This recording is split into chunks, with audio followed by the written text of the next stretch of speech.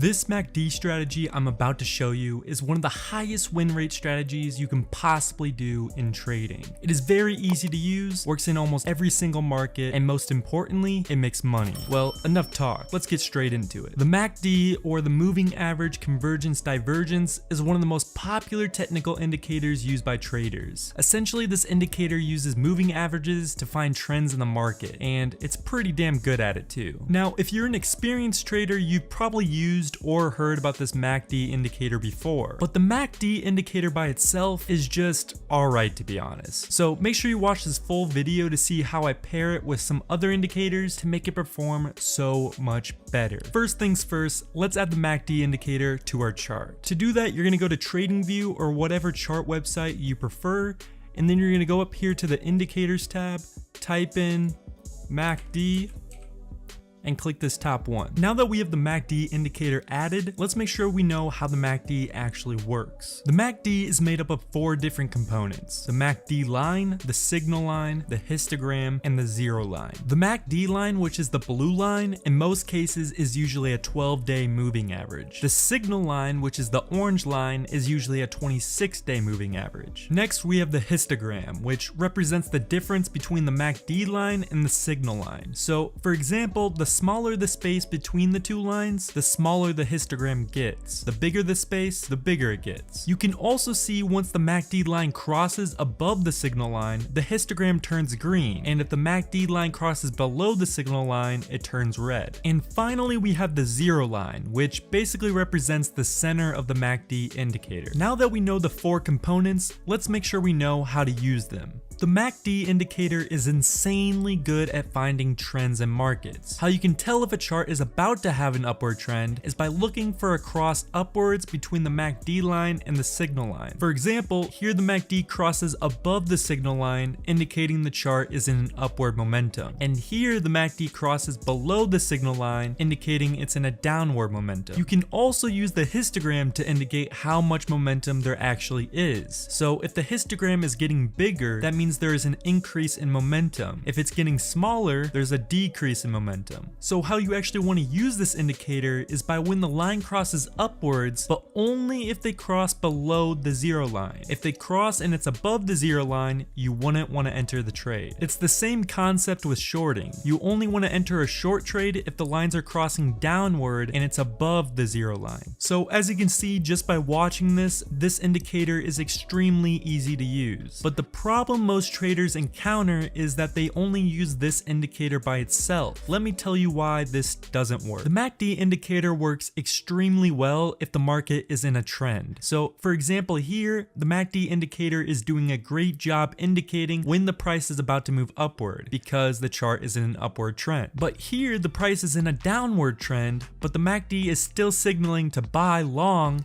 even though the price is going down. A simple fix to this issue, for example, if we're trading long, we only want to trade if the market is in an uptrend. You never want to trade against the trend because the odds will always be against you. So an easy way to figure out if the market is in an uptrend, you simply just need to add a 200-day moving average. To do this, you're going to go to the indicators tab on TradingView and type in EMA, which stands for exponential moving average or moving average exponential.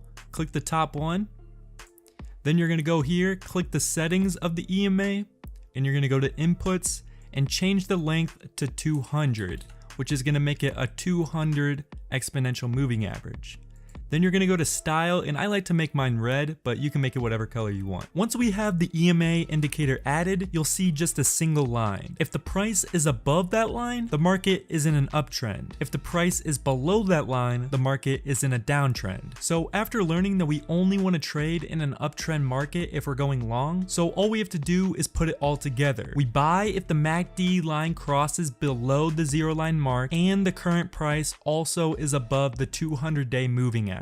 This will guarantee that you are only trading when the market is in an uptrend, which is a very powerful combo. If you wanted to short, you would do the exact opposite. So make sure the price is below the 200-day moving average and the MACD lines are crossing downward above the zero line. So as an example, we would want to enter a long trade right here because the MACD lines are crossing upwards below the zero line and the current price is above the 200-day moving average. Now what I like to do is set a stop loss below below the 200-day moving average. So the 200-day almost acts as a wall that the price has to break through to hit the stop loss. Then I like to have a 1.5 profit ratio for my profit target mark. So as you can see for this example, the strategy worked exactly as we wanted it to, and we made money. But we can still make this trading strategy even better. This MACD strategy combined with a 200-day moving average works extremely well only if there's a lot of price movement. Where the strategy starts to get kind of iffy and giving false signals is when the chart starts going sideways and losing momentum. So as you can see here, the chart is moving sideways and lost almost all of its upward momentum, and the MACD is giving lots of false signals. If you traded here, odds are you probably lost money. To fix this issue, we have to combine the MACD with price action. To do this, identify a key support or resistance where the price hits and bounces. So as you can see, the price goes down, hits this point, and reverses upwards. The next step is to wait for that price to hit the same key level again, and once it does, we are expecting the price to bounce off the support and go upwards just like it did before. But as a clear side note, just because we made this support and it bounced off this before doesn't mean that it'll always do it again. It can easily break through the support and drop lower if it has enough momentum. If we want to make sure the price is about to change in momentum, that's when we bring out the MACD indicator. So what you would do is make sure the price is above the 200-day moving average. Once the price hits the support made, wait for the lines on the MACD to cross below the 0 level, and that's when you enter the trade. I just revealed to you how the MACD 200-day moving average and using support and resistance levels gives an extremely high win rate with this strategy. All I ask in return is if you can take 2 seconds of your time and like this video. If you want to stay up to date with my future strategies, make sure to subscribe, because in my next video I'm planning to release a strategy that works even better than this MACD strategy. Hope you guys all learned something from this video, and I'll see you guys next time.